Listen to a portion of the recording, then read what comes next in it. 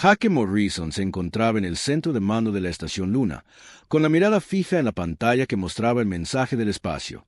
Las palabras brillaban intensamente contra el fondo oscuro, pero Jake tuvo que leerlas 3 veces antes de poder creer lo que decían.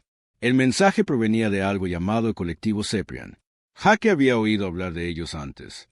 Eran un grupo de 12 razas alienígenas diferentes que controlaban la mayor parte de la galaxia. Llevaban existiendo miles de años y no les gustaban mucho los humanos. El mensaje era simple y claro. Los humanos tenían 30 días para abandonar todos los planetas excepto la Tierra y los otros mundos del sistema solar. Si no se marchaban, el colectivo usaría la fuerza para obligarlos a irse. Jake se frotó los ojos cansados. Llevaba 18 horas seguidas trabajando, desde que llegó el mensaje. Como jefe de comando de defensa de la Estación Luna, sabía que este era el mensaje más importante que la humanidad había recibido jamás. También era el más peligroso. En la Tierra, la presidenta Lisa Carter estaba teniendo el peor día de su vida. Estaba sentada en la sala de reuniones de emergencia, en las profundidades de la Casa Blanca, rodeada de asesores y líderes militares. La sala estaba llena de voces airadas y rostros preocupados. «Deberíamos negociar», dijo el consejero Rick Taylor, un hombre delgado de pelo cano. «Quizás podamos llegar a algún tipo de acuerdo. No tenemos que renunciar a todo». La general Amy Davis negó con la cabeza. Era una mujer dura que había pasado la mayor parte de su vida en el ejército. «Si les damos algo, simplemente pedirán más después. Esos alienígenas creen que somos débiles. Necesitamos demostrarles que están equivocados». La presidenta Carter escuchó a ambas partes, pero ya sabía lo que tenía que hacer. El colectivo había cometido un grave error. Pensaron que los humanos se asustarían y se rendirían sin luchar. No entendían con qué clase de gente estaban tratando. Hacía 300 años, los humanos habían construido su primera nave más rápida que la luz. Desde entonces, se habían extendido por la galaxia como semillas al viento. Habían encontrado nuevos mundos, construido nuevas ciudades y creado nuevos hogares entre las estrellas. Más de 400 planetas tenían ahora colonias humanas. Al colectivo no le gustaba esto. Decían que los humanos eran demasiado agresivos, demasiado rápidos, demasiado peligrosos. Decían que los humanos consumían demasiados recursos y alteraban demasiados mundos. Querían que los humanos se quedaran en su pequeño rincón del espacio y dejaran en paz el resto de la galaxia. Pero los humanos tenían familias en esos mundos. Tenían hogares, granjas, fábricas y sueños. Tenían hijos que nunca habían visto la Tierra y abuelos que habían nacido en planetas lejanos. No eran solo colonias a las que renunciar. Eran mundos humanos. En Nueva Montana, un mundo agrícola cerca del borde del espacio humano, Pete Johnson miró el cielo nocturno. Su granja se extendía por kilómetros en todas direcciones, cultivando alimentos que abastecían a otros 3 mundos. Su familia había vivido aquí durante 50 años, convirtiendo tierras baldías en campos verdes. La hija de Pete, Kate, estudiaba en la universidad en la Tierra. Su hijo, Ben, servía en una nave patrullera en algún lugar del espacio profundo. Esta granja era todo lo que a Pete le quedaba de su esposa, fallecida 5 años atrás. Estaba enterrada bajo el gran roble junto a la casa, el árbol que habían plantado juntos cuando eran jóvenes. El mensaje del colectivo significaba que Pete tendría que dejarlo todo atrás: su granja, la tumba de su esposa, el trabajo de su vida. Los alienígenas querían que volviera a la Tierra, a un mundo que nunca había conocido realmente, y empezara de nuevo sin nada. Pete no era el único que se enfrentaba a esta elección. Millones de humanos vivían en los mundos colonia. Habían pasado sus vidas construyendo algo nuevo y mejor. Habían tomado planetas vacíos y los habían convertido en hogares. Ahora, extraños de toda la galaxia les decían que se fueran. El colectivo creía conocer a los humanos. Habían estudiado las naves y armas humanas. Habían observado crecer las colonias humanas. Habían visto a los humanos librar pequeñas guerras contra piratas y rebeldes. Creían entender lo que los humanos podían hacer, pero nunca habían visto a los humanos verdaderamente enfadados. Nunca habían visto lo que ocurría cuando los humanos sentían que sus familias estaban amenazadas. Nunca habían visto a la humanidad prepararse para una guerra total.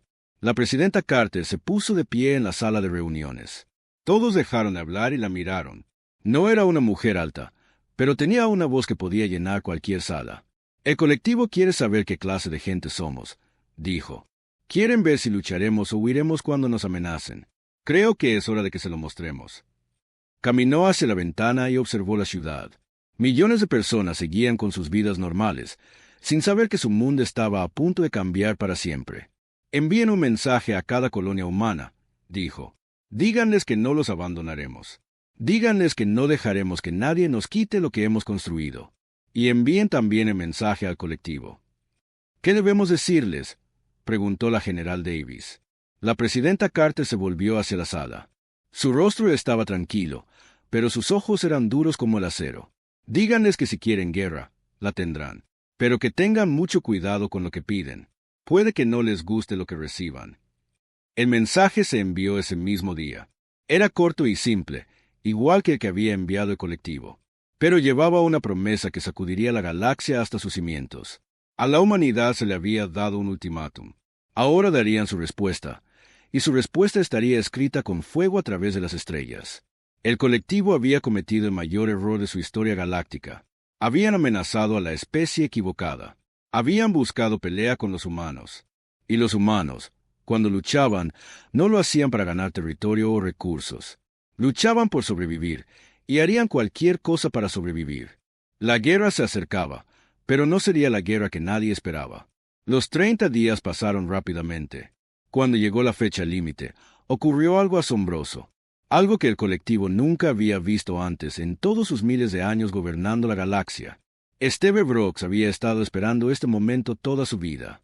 Era el director de algo llamado el Programa de Movilización Industrial de Emergencia. La mayoría de la gente pensaba que estaba loco. Los políticos lo llamaban paranoico. Decían que estaba malgastando dinero en preparativos inútiles. Pero Steve sabía la verdad. Había estudiado la historia humana. Sabía lo que sucedía cuando los humanos se sentían verdaderamente amenazados. Sabía de las guerras mundiales en la Tierra, cuando naciones enteras habían convertido sus fábricas en productoras de armas casi de la noche a la mañana. Sabía que los humanos podían hacer cosas que parecían imposibles cuando era necesario. Durante 20 años, Steve se había estado preparando. Había convencido a las compañías mineras para que construyeran sus estaciones de una manera determinada. Se había asegurado de que las naves de carga se construyeran con cascos de grado militar. Había colocado equipo secreto en fábricas de cinturones de asteroides. Había ocultado planos de armas en sistemas informáticos por todo el espacio humano. El colectivo creía estar viendo operaciones mineras pacíficas y transportistas de carga. Lo que realmente estaban viendo era el sistema de producción militar más grande jamás construido. Cuando la presidenta Carter dio la orden, todo cambió. En cuestión de horas, todas las grandes empresas del espacio humano recibieron códigos de activación. Las estaciones mineras se convirtieron en fábricas de armas. Las naves de carga se convirtieron en naves de guerra. Las colonias pacíficas se convirtieron en bases militares. El Enterprise estaba trabajando en Titán cuando llegaron las órdenes. Estaba a cargo de los procesadores atmosféricos, las enormes máquinas que transformaban el aire de los planetas muertos para hacerlos aptos para la vida humana. Estas máquinas eran del tamaño de pequeñas ciudades, con reactores de fusión que podían alimentar mundos enteros. Ellen leyó la orden de activación 2 veces antes de entender lo que significaba. Sus procesadores atmosféricos estaban a punto de convertirse en algo completamente diferente. Los reactores de fusión ahora alimentarían sistemas de armas masivos. Las máquinas que creaban vida ahora crearían muerte. ¿Está segura de esto?, preguntó su asistente, un joven llamado Tony Walls. Él miró la orden de nuevo. Venía directamente de la presidenta. Tenía todos los códigos y firmas correctos. Era real. Sí, dijo. Vamos a la guerra. En todo el espacio humano se repetía la misma escena. Obreros de fábricas que habían estado haciendo equipos agrícolas de repente se encontraron construyendo lanzamisiles.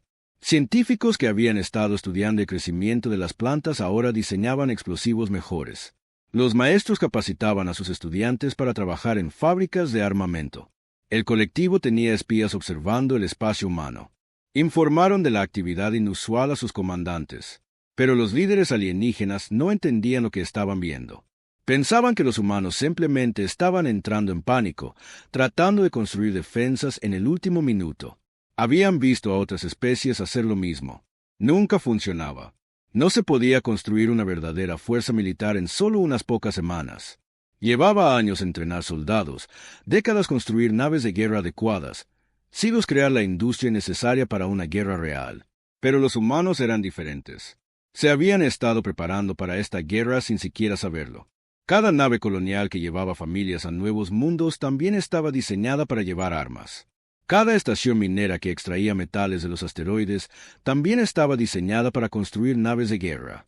Cada fábrica pacífica podía convertirse en una fábrica de armas con solo unos pocos cambios.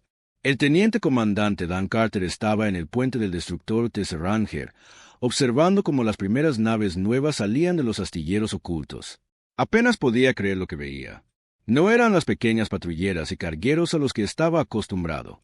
Eran verdaderas naves de guerra, tan grandes y poderosas como cualquier cosa que tuviera el colectivo. Y se estaban construyendo rápido, muy rápido, más rápido de lo que nadie creía posible.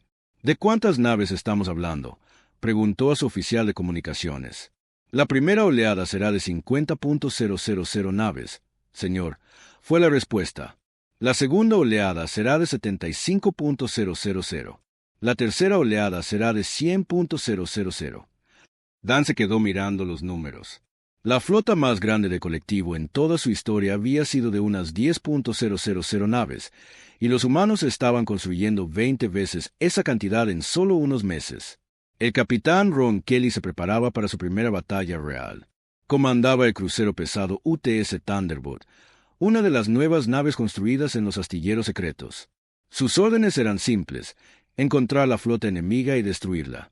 Los informes de inteligencia decían que el colectivo estaba reuniendo sus fuerzas en un sistema llamado Kepler 442. Era una ubicación estratégica que controlaba las rutas espaciales hacia las colonias humanas interiores. Si el enemigo tomaba ese sistema, podría aislar la mitad del espacio humano. Ron miró a su tripulación. La mayoría eran jóvenes, pero se habían entrenado para esto toda su vida. La doctrina militar humana era diferente a la de otras especies. Otros alienígenas luchaban por capturar territorio o recursos. Los humanos luchaban para ganar. Punto. Señor, dijo su oficial táctico, una mujer llamada Linda Gray. Estamos recibiendo informes de las colonias exteriores. Las flotas de colectivo se están moviendo hacia Kepler 442, tal como predijo la inteligencia. Ron asintió. Todo iba según el plan. El colectivo creía que estaba siendo inteligente, concentrando sus fuerzas para atacar el corazón del espacio humano. No se daban cuenta de que estaban caminando hacia una trampa. Las primeras 50.000 naves de guerra humanas ya se dirigían hacia Kepler 442. Cada nave llevaba suficiente potencia de fuego para destruir una luna pequeña. Cada nave estaba tripulada por humanos a los que se les había dicho que sus familias morirían si perdían esta guerra. El almirante Morrison observaba los movimientos de la flota desde su centro de mando en la estación Luna. Había estado en el ejército durante 30 años, pero nunca había visto nada como esto. La escala era enorme. La coordinación era perfecta. La determinación era absoluta. Señor, dijo su ayudante, un joven oficial llamado Paul Lewis. La flota del colectivo ha tomado posición alrededor de Kepler 442. Nos están esperando. Morrison sonrió. No fue una sonrisa amable. Fue la sonrisa de un depredador que había acorralado a su presa. Déjalos esperar, dijo. Querían ver lo que los humanos podían hacer. Están a punto de descubrirlo. La trampa estaba puesta. La fuerza militar más grande de la historia galáctica se dirigía hacia una batalla que decidiría el destino de ambas especies. El colectivo pensaba que estaba librando una guerra normal contra un enemigo normal. Estaban equivocados en todo. La batalla de Kepler 442 comenzó a las 3 de la mañana, hora de la nave. La flota del colectivo había estado esperando durante 2 semanas, posicionada alrededor de la estrella principal del sistema. Tenían 8.000 naves de 2 especies alienígenas diferentes. Era la flota más grande que jamás habían reunido. Los comandantes del colectivo se sentían confiados. 8.000 naves eran más que suficientes para manejar cualquier cosa que los humanos pudieran lanzarles. Habían estudiado las capacidades militares humanas y las habían encontrado deficientes. Las armas humanas eran toscas, sus tácticas simples, sus naves pequeñas. El comandante Qatar estaba al mando de la flota del colectivo. Era un Ceprian, alto y delgado, de piel azul y grandes ojos negros. Su especie había estado librando guerras durante más de 5.000 años. Sabían cómo ganar batallas contra especies más jóvenes como los humanos. Los humanos probablemente enviarán unos cientos de naves, dijo Qatar a sus oficiales. Quizás 1000 como máximo. Desactivaremos sus naves y capturaremos a sus tripulaciones. Será una victoria rápida. Qatar estaba equivocado en todo. Exactamente a las 3:47 de la mañana, la primera oleada de naves humanas salió del hiperespacio. Los sensores del colectivo comenzaron a gritar advertencias de inmediato. Los números en sus pantallas parecían imposibles. Señor, dijo el oficial táctico, con la voz temblorosa. Estoy leyendo 75.000 naves humanas. Eso no puede ser correcto. Qatar se quedó mirando la pantalla. La flota humana se extendía por el espacio como un muro de metal y fuego. Cada nave era más grande de lo que esperaba. Cada nave llevaba más armas de lo que la inteligencia había predicho. Y había tantas. Todas las naves, prepárense para la batalla, ordenó Qatar, pero su voz ya no sonaba confiada. La capitana Tracy Miller comandaba el acorazado humano UTS Leviathan, liderando la primera oleada de ataque. Llevaba 15 años en el ejército, pero nunca había visto nada como esto. La flota enemiga parecía diminuta en comparación con la armada humana. A todas las naves. Habla el almirante Morrison. Llegó la voz por el sistema de comunicación. Conocen sus órdenes. Sin prisioneros, sin piedad. Estos alienígenas amenazaron a nuestras familias. Muéstrenles lo que sucede cuando se amenaza a los humanos. Tracy sonrió sombríamente. El colectivo había cometido un grave error. Pensaron que los humanos lucharían como otras especies, tratando de capturar territorio o negociar la paz. No entendían que los humanos, cuando se sienten verdaderamente amenazados, luchan para destruir por completo a sus enemigos. Las armas humanas eran diferentes a todo lo que el colectivo había visto antes. Otras especies en la galaxia construían armas para desactivar naves y capturar tripulaciones. Libraban guerras para dominar, no para matar. Era más civilizado de esa manera. Las armas humanas estaban construidas para matar. Cada misil estaba diseñado para causar el máximo daño. Cada rayo de energía estaba enfocado para cortar el blindaje como si fuera papel. Cada ojiva nuclear estaba hecha para vaporizar todo a su paso. El primer intercambio de fuego duró solo minutos. Las naves del colectivo dispararon sus armas incapacitantes, rayos de energía diseñados para apagar los sistemas enemigos sin destruirlos. Las naves humanas absorbieron el daño y siguieron avanzando. Luego, los humanos devolvieron el fuego. La diferencia fue impactante. Los cañones de plasma humanos derritieron el blindaje del colectivo como si fuera de papel. Los misiles humanos explotaron con la fuerza de pequeños soles. Las armas cinéticas humanas dispararon trozos de metal a velocidades increíbles, abriendo agujeros directamente a través de las naves enemigas. El comandante Paul Lewis lideró un escuadrón de naves de ataque humanas contra el flanco derecho del colectivo. Sus naves eran pequeñas y rápidas, diseñadas para acercarse al enemigo y causar el mayor daño posible. Apunten a sus naves de mando, ordenó Lewis. Eliminen su capacidad de coordinación. El colectivo nunca se había enfrentado a tácticas como esta. Las naves humanas trabajaban juntas como una manada de lobos, coordinando sus ataques para causar la máxima destrucción. Cuando una nave humana resultaba dañada, otras la cubrían mientras se retiraba a un lugar seguro. La batalla duró 4 horas. Cuando terminó, 6.000 naves del colectivo habían sido destruidas. Las 2.000 restantes estaban dañadas e intentaban escapar. Las pérdidas humanas fueron mucho menores. 847 naves habían sido destruidas, y la mayoría de esas tripulaciones habían sido rescatadas por otras naves humanas. Las cifras eran tan impactantes que algunos comandantes del colectivo pensaron que había habido un error. ¿Cómo podía una especie que solo llevaba 300 años en el espacio luchar con tanta eficacia? El comandante Qatar fue uno de los pocos oficiales del colectivo que sobrevivió a la batalla. Su nave insignia había sido inutilizada por las armas humanas, pero él seguía vivo.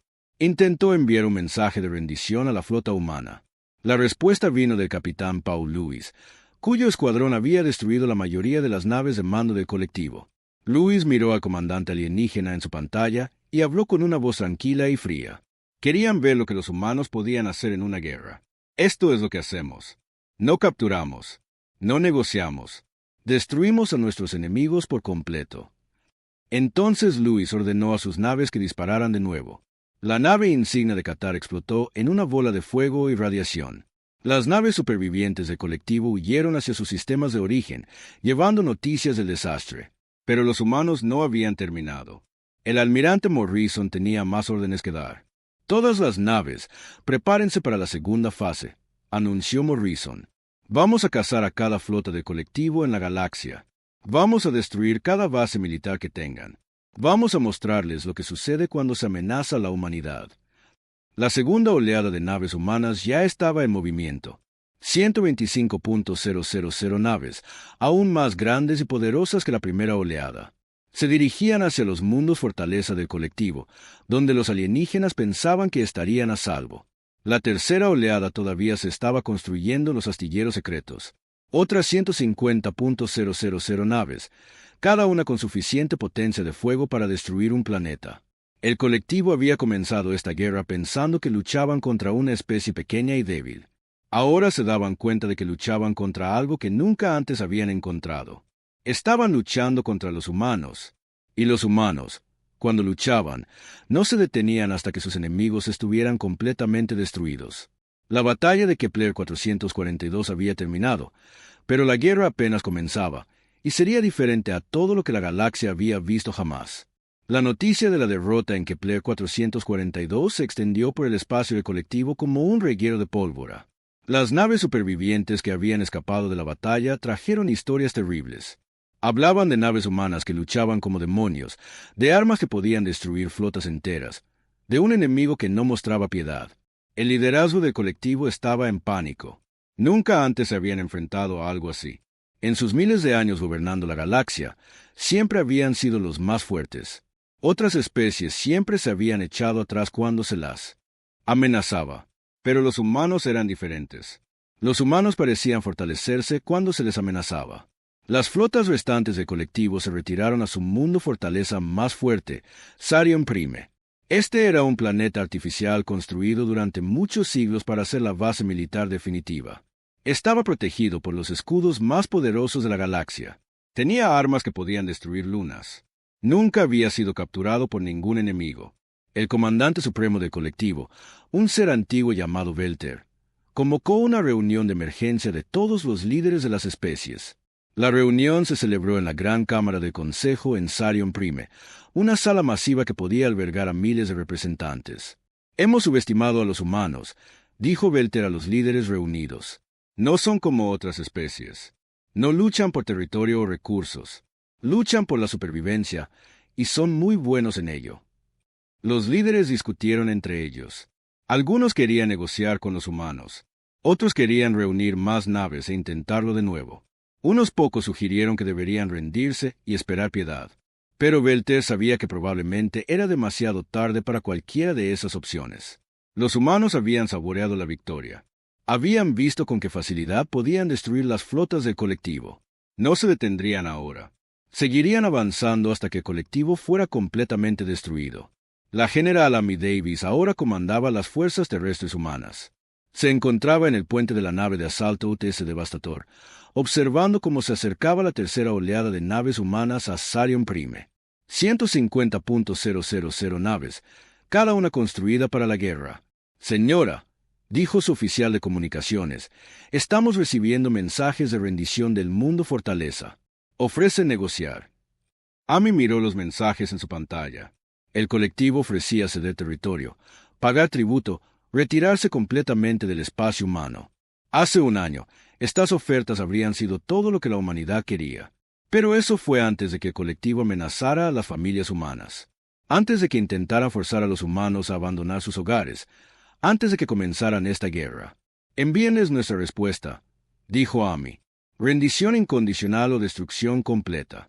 Esas son sus únicas opciones. La flota humana tomó posiciones alrededor de Sarion Prime.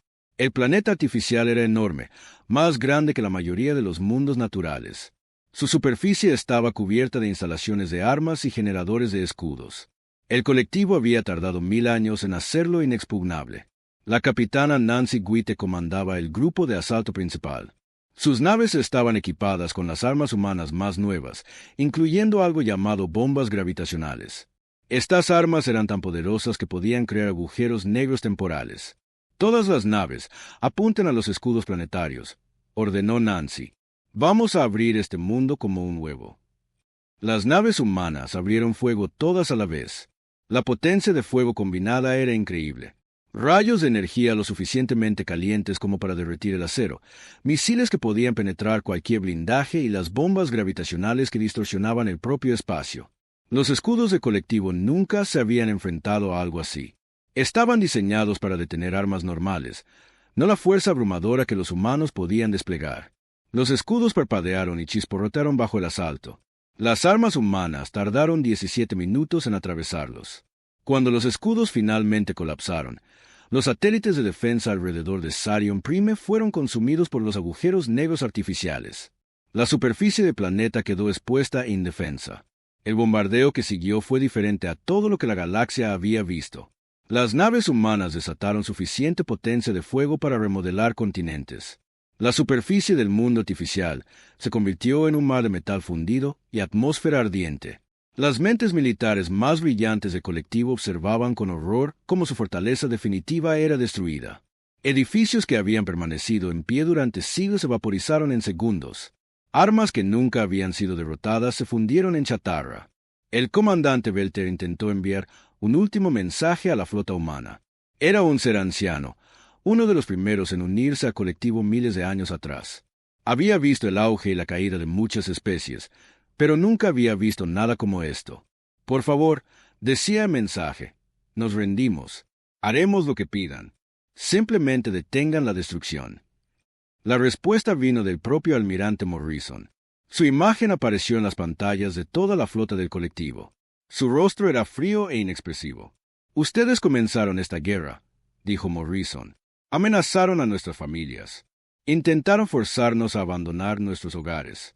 Ahora enfrentarán las consecuencias. El bombardeo humano continuó durante 6 horas. Cuando terminó, Sarion Prime era un mundo muerto. La gran fortaleza que había protegido al colectivo durante 1000 años no era más que ruinas incandescentes. Pero los humanos no habían terminado. La cuarta oleada de naves ya se dirigía hacia el siguiente objetivo. 200.000 naves rumbo a los mundos centrales de cada especie del colectivo. El capitán Gary Turner preparaba a sus fuerzas de marines para la fase final de la guerra. Sus soldados estaban entrenados para el asalto planetario, para luchar en la superficie de mundos enemigos. Se les había ordenado no mostrar piedad. Los alienígenas creen que nos detendremos cuando lleguemos a sus poblaciones civiles, dijo Gary a sus oficiales. Creen que la moralidad humana nos impedirá hacer lo que se debe hacer. Miró a sus hombres y mujeres, todos listos para luchar y morir por su especie. Tenían familias en los mundos colonia que el colectivo había amenazado. No tenían intención de mostrar piedad a un enemigo que no la había mostrado con ellos. Están equivocados, dijo Gary. Vamos a terminar esta guerra. Nos aseguraremos de que el colectivo nunca más vuelva a amenazar a la humanidad. La fase final estaba a punto de comenzar. Las flotas humanas se estaban dispersando por la galaxia, dirigiéndose a cada mundo controlado por las especies del colectivo. El mensaje era el mismo en todas partes, rendición o muerte. La mayoría de los mundos elegirían la rendición, pero algunos elegirían luchar. Y esos mundos aprenderían lo que los humanos podían hacer cuando estaban verdaderamente enfadados. La guerra casi había terminado, pero la paz que seguiría estaría escrita en las cenizas de civilizaciones muertas. La fase final de la guerra duró 6 meses. Las naves humanas restantes, organizadas en 12 flotas masivas, visitaron cada mundo que había sido controlado por el colectivo. Cada flota llevaba el mismo mensaje a cada planeta que encontraban.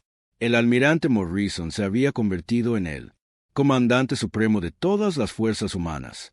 Se encontraba en su centro de mando, observando cómo llegaban informes de toda la galaxia. Flota tras flota llegaba a mundos alienígenas, entregando el ultimátum final de la humanidad. El mensaje era simple. Cada mundo tenía una sola elección que hacer. Podían rendirse por completo y aceptar el gobierno humano, o podían ser destruidos. No habría negociación. No habría piedad. No habría segundas oportunidades.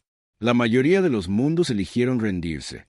Los alienígenas habían visto lo que le sucedió a Sarion Prime.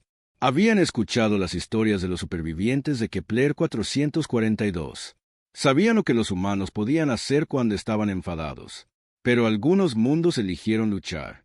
Creyeron que sus armas podrían detener a las flotas humanas. Creyeron que su coraje podría superar la tecnología humana. Creyeron que podían ganar donde otros habían fracasado. Estaban equivocados.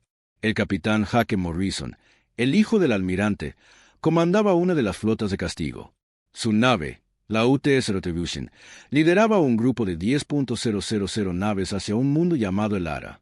El planeta albergaba a 20.000 millones de alienígenas que habían votado por resistir las demandas humanas. Jake estaba en su puente, mirando el mundo verde y azul de abajo. Era hermoso, con grandes ciudades y vastos bosques. A los alienígenas les había llevado miles de años construir su civilización en este planeta. Señor, dijo su oficial de armas, una mujer llamada Carol Price, estamos recibiendo ofertas finales de rendición desde la superficie del planeta. Dicen que han cambiado de opinión. Jake miró la pantalla de comunicaciones.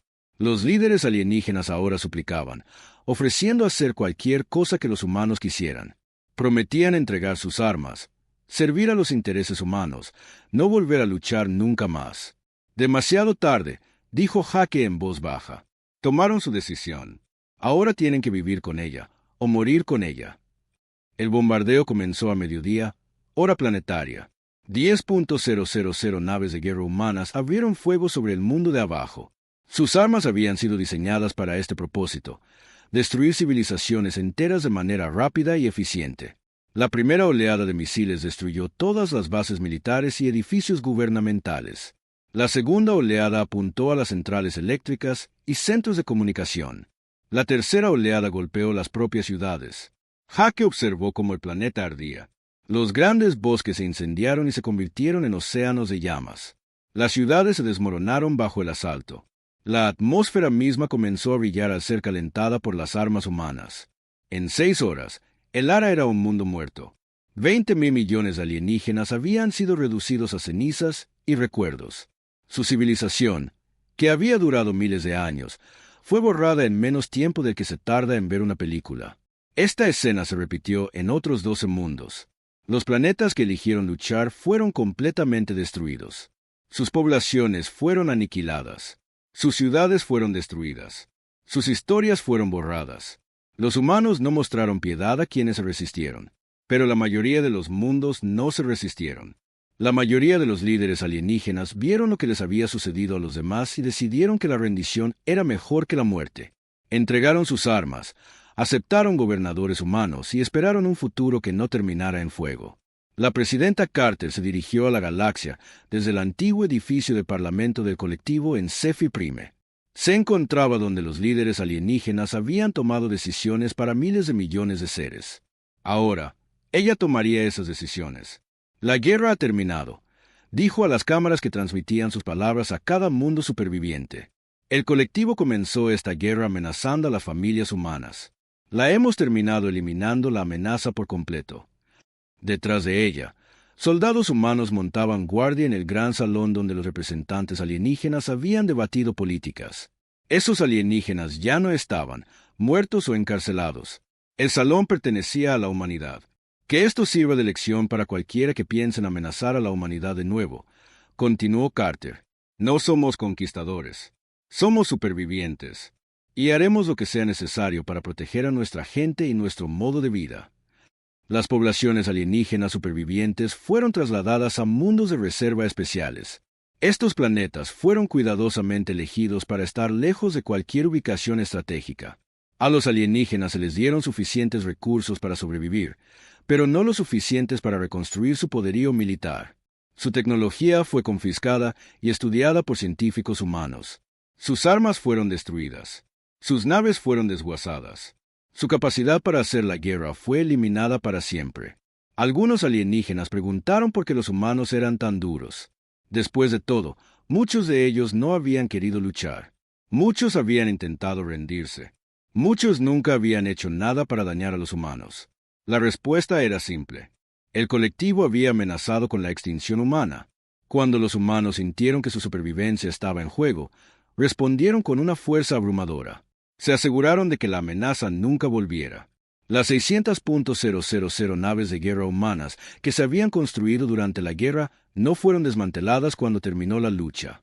En cambio, se distribuyeron por todo el espacio humano como un recordatorio permanente de lo que la Tierra podía hacer.